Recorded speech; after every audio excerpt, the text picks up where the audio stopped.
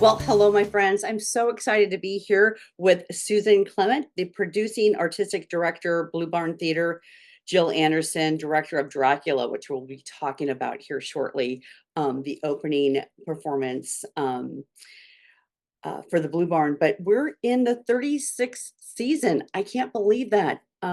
Susan, and the theme is purpose this year. So talk a little bit about that.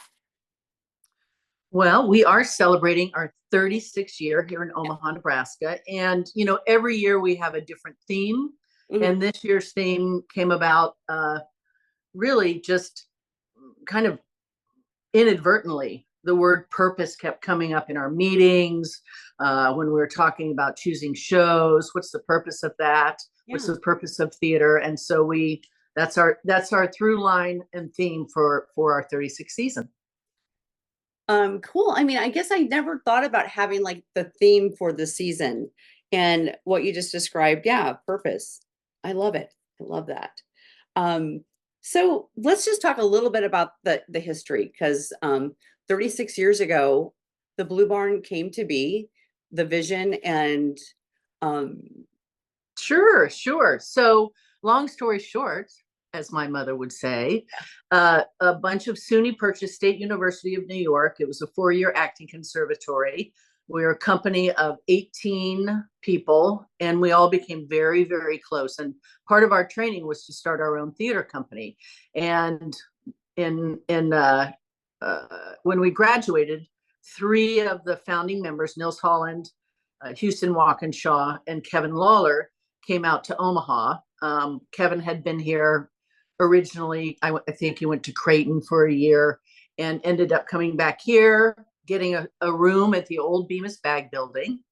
And then I know it's really kind of an amazing story. yeah. And they did their first play with $100 and a sheet, pretty much. And then over the years, other SUNY purchased trained people. I was in the same acting company as those 3. I came out a year after. And then Jill, who was not trained at SUNY Purchase, but actually joined the Bluebarn early on as well.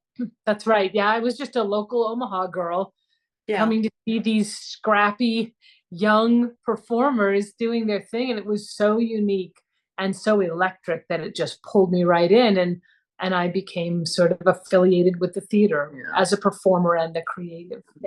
Yeah, true Bluebarner. Yeah. I mean, I'm always fascinated with how things are created and what the vision was, and then the people that you're pulling in. So it's just interesting to how the Bluebarn Theater. I mean, it's again 36 years. Wow. Right. And we really have, over the years, we started, it was consensus based run, and then we decided that was too much too much trouble and a lot of fighting, and decided, oh, we need 1 or 2 people at the helm. And so over the years we've kind of passed that torch with people who were trained in the same way. So the way we do our work, the way we produce work, the way we are able to bring our characters to life, we all have a common bond in our language of how we produce theater. Yeah, and I know last year, I mean, we talked about this, as you were going into your 35th season, but where do you get, you have to plan these performances or these and what you bring into the theater. Walk through the process of that. I mean, how do you decide what performances you're going to do? It's a very unique and organic process. We've gone through iterations over the years of having a play reading committee and things like that, which is always helpful. But we don't really do that. We're very it's a luxury, I think, with Bluebarn, the way that we get to choose the work that resonates with us as artists first, and community, and how it's going to affect the community around us and the people in the house watching the shows. And so, I mean, I have a story of people send me scripts, Jill will bring me scripts, other people will say, oh, I saw this play, a patron will say. And so I just do about a 2-month period of reading different works, and then they all kind of just fall organically into place. There was one time with Houston, when Houston and I ran the company together, that we could not find the last piece of theater, the last show. And I walked up, it was in our rental space before we built our own home. And I was walking up the stairs and I inadvertently hit the bookshelf and it knocked out a play. And I went to pick it up and it was The Dresser was the play. And that I held it up to Houston and I said, Houston, and he looked at it, he goes, that's it. So it's pretty amazing. I just love how life. It's a great story. I never heard that. Yeah. It's like creation. You know what? You kind of just put it out there, and sometimes, yeah, it knocks off of a bookshelf. And you're like, oh my goodness. So, all right. So let's talk about again. So the season 36, the theme is purpose. I know, what are some highlights? We're going to talk about Dracula, which is opening the season, but let's just talk a little bit about what are the performances or what are the actions? Sure. We always do 5 shows a year, a season, and we start off, like you said, with Dracula, and that opens October 3rd, and then we jump into our holiday show, which is Silent Night of the Lambs, which is a comedy collision between Silence of the Lambs and Rudolph the Red-Nosed Reindeer. Oh my goodness. Like Clarice from the movie is a reindeer. And we did this back in 2009 and thought it was time to bring it back. It's a hilarious romp through Clarice and Hannibal. Yes. Hannibal Lecter. And then we go into I like how you say Clarice because that's how Hannibal. I think we're breaking up. I just want to say I love you say Clarice because like Clarice is like how Hannibal would say her name. Right. Beautiful. All right, continue. Sorry, I didn't mean to interrupt. The third show is hot off of Broadway, a Broadway extended run. It won the best revival of in 2024, and it's called Appropriate. And it is a drama and comedy. It delves into inheritance, what inheritance means. And I don't mean just like a physical thing, but what we like a financial inheritance, but it's more than just a financial. It's our family. What do we learn? Yeah. And there's some horrifying things that this family comes back to clean out their father's home and they find out some secrets. And it is truly shocking and amazing and terrifying and hysterically funny, all blended into one, like all of our families, right? Yeah. Yes. So we're really excited about that. And that's a regional premiere. So it was a real coup for Bluebarn. We're the first people to get the rights. So we're thrilled about that. And then our fourth show is The Night Larry Kramer Kissed Me. And Jill, do you want to speak a little bit about that? Well, this is a show that was done long ago. In what year was it? Do you remember? Oh, I don't. In the 80s. In the 80s, this was done. So this was during the AIDS crisis. And it's a gay-themed show. Houston Walkinshaw sort of originated the role for Bluebarn Theatre, but now we're bringing in a wonderful young man that was featured in Macbeth. Ooh, can I say that? You can, because we've done it. So we've done it. Okay. The curse is gone. Last fall, he played Malcolm in Macbeth. He was a brand new face on the Bluebarn stage, but a truly gifted performer, being brought in from New York to play the lead role, which is the only role. It's a one-man show. And he plays multiple characters and really takes us through a timeline from the disco time to, what it meant to be gay during that time. And I think it's a really important, it's a eccentric and eclectic and exciting piece of theater. Yeah, with a truly spectacular performer in the role. And then our closing musical of the season is called The Wild Party, and that will be directed by YM, which is fantastic. He's directed quite a few shows for us and just is really a phenomenally gifted artist. And do you want to talk a little bit about Wild Party? Well, Wild Party is set in the 1920s, and it is exactly as the title says. It is a wild party. There's a main couple, and they mix in with a crowd of true eccentrics, all different kinds of people, and it sort of rises in action with conflicts and lots of sort of love trysts and you know, entanglements that with the rising action, and then of course wonderful music, and then the flash of the jazz age in the music spectacular. Yeah. And we also have Melanie Epps, who's a brilliant choreographer, and Dorn Schmidt, who is a musical director. And so it's going to be a spectacular wild party. And it's a larger group. It's like 12 to 14, a 12 person cast. So the small stage will be packed with life for that one. Yeah. Well, let's talk. So we're going to backtrack and talk a little bit about Dracula, because that is Dracula, the Journal of Jonathan Harker. So that's the opening production. Take it away, Jill. That's right. Okay, so this is a show that was created by a man in Florida who was part of the Orlando Shakespeare Festival. His name is Jim Helsinger. Okay. And his goal was to boil Dracula down to one performer.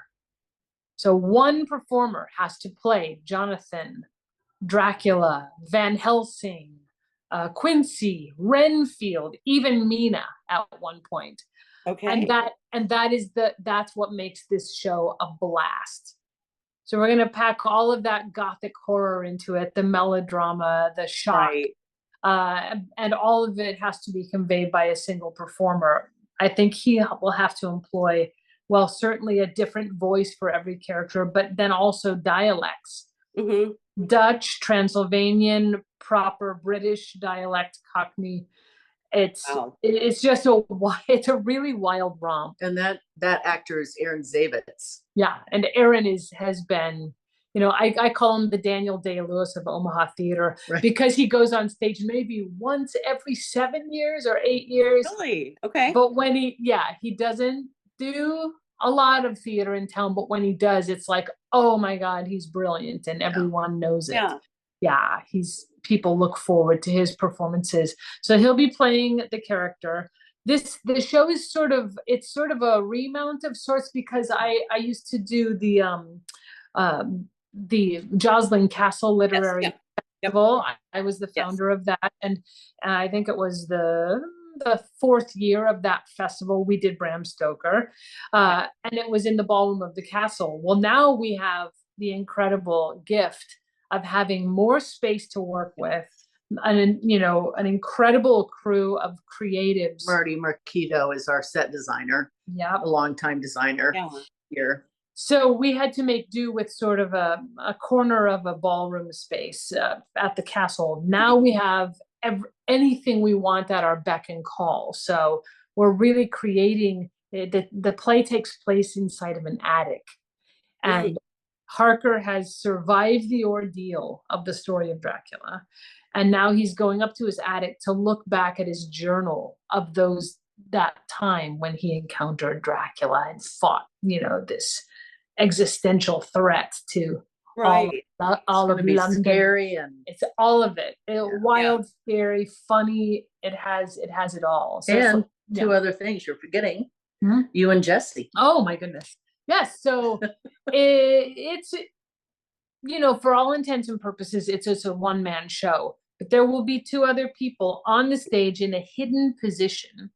Okay. And that's Jesse Woolman and myself will be secreted behind a folded screen with any number of wild noisemakers, drums, percussion, microphones for voice. Underscoring everything. So there will be music, there will be sound effects. We were able to get permission to use the music of this incredible group out in San Francisco by the name of Kitka. And Kitka does music of the Slavic culture. It's a women's ensemble, choral ensemble. So that sound will also be sort of a signature sound that is strung throughout the play. But I'm really just like chomping at the bit to get started. And Sunday is our first rehearsal. That's so awesome. And Jill, I want to ask you, I mean, as you know, as a director of this, I mean, what really excites you? I mean, you do several, I mean, that might be a loaded question, but I just want to know about this. I mean, I can With see this show, an I mean, first energy. of all, just you think of the elements. It's sexy. It's vampires. Who can resist any of this? You know, it's like, what's not to love about it? It's Yeah. Victorian. It's Gothic, you know, and it's the Halloween season. I think it just cannot possibly go wrong. The exoticism and sexiness of it is Yeah. irresistible. Yeah. I can totally just like feel the energy just pouring out of you about this particular I'm pretty on fire about this production. yeah. Yeah. Yeah. And how long? So opens up on October 3rd, and it runs through. The 27th of October. Okay. All right. So yeah, just great Mhm. Halloween time for us here in the US. Anything else you want to say about the production? You said, I mean, you said a lot, but I want to, yeah, anything else you want to say? I mean, it sounds freaking fabulous. So Yeah, it's really, The whole season, it is. really. yeah. Yeah. Yes. We have season tickets Yeah. that are on sale now, which we're over 50% sold after Yeah. 2 weeks, which is kind of Oh, unheard of. wow. So That's those are amazing. on sale now. I don't know if we want to talk a little bit Yeah, about no, that. let's talk about season tickets. And because truly, I mean, five performances, and everyone is so unique. Each performance is so unique. So yeah. Yeah, yeah, we sell about 700 season memberships. Okay. That's about our capacity. So we're Yeah. a little over.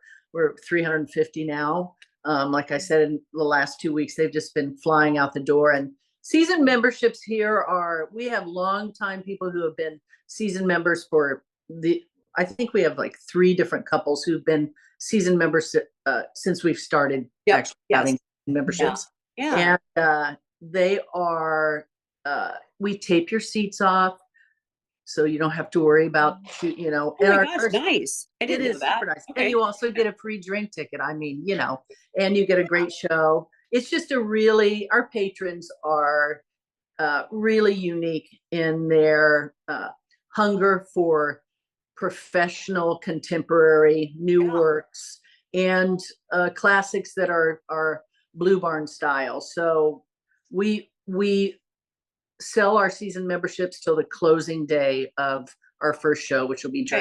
Dracula. Mhm. And we will be sold out before then. I know a lot of people always say tickets are selling out, but they really are. Yeah. I think full force. Everybody's coming back out of their living rooms after the COVID, Mhm. and so Yes. they're ready to experience live theater. Our theater seats 96 people, so it's a very off-Broadway, intimate style. Mhm. And we're the only professional contemporary theater in town. And Yeah.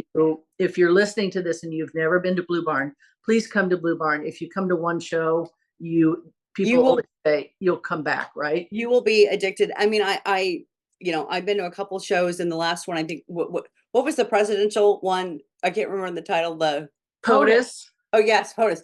Um, so awesome, and just the environment and the atmosphere and the experience and the energy of the performers on stage. I mean, I don't know how many people were in the cast there, but and just sitting back in the Yeah. audience. Yeah, it's just it's something you have to experience, and then you just want to come back for more. Right. Yeah, We have absolutely. a lot of our patrons are big New York travelers Yep. to go Yeah. see theater there, and they Yeah. come. And a lot of times they do both. They're like, we planned our trip so we still can see your shows here because it's, Yeah. professional theater. So Mhm. yeah. Yeah. So grateful for what you're doing at the Blue Barn. Well, we're pretty honored after 36 years to Yeah. still be so supported by Omaha patrons and the foundations and corporations and stuff. Really, really know that art has a purpose, right? Yes, It absolutely. really does. It really does Yeah.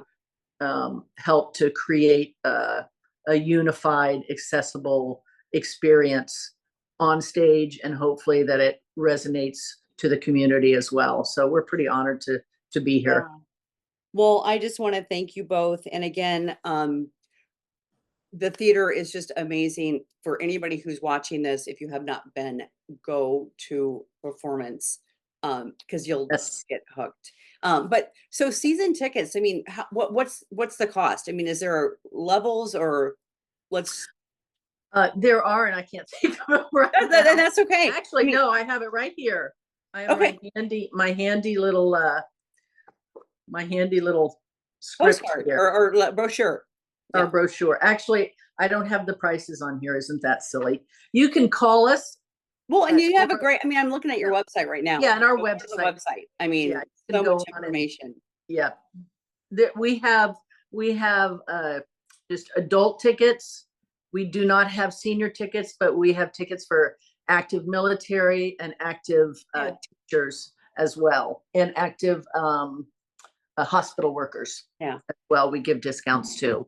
Okay. So give us a call. We love to talk to new patrons and new season members. So give us a call or go on our website, and we'd love to see you in the house this season. Yeah, absolutely. So again, just being there and being in the theater, it truly is an experience because it's the energy, but also it's very intimate and you just don't have that. You don't find that. There's just something really special and unique about what you're doing at the Blue Barn. Thank you. Yeah. I think the intimacy of our space is really unique to off Broadway style theater, where you are up close and personal, and you're not in a big auditorium. And those are, everybody has their own spaces, and Yeah. all are valid. But our way of you walking into the house and sitting in a house that's under 100 people and Yeah. experiencing a show is really a unique to Blue Barn here in Omaha. Yes, absolutely agree.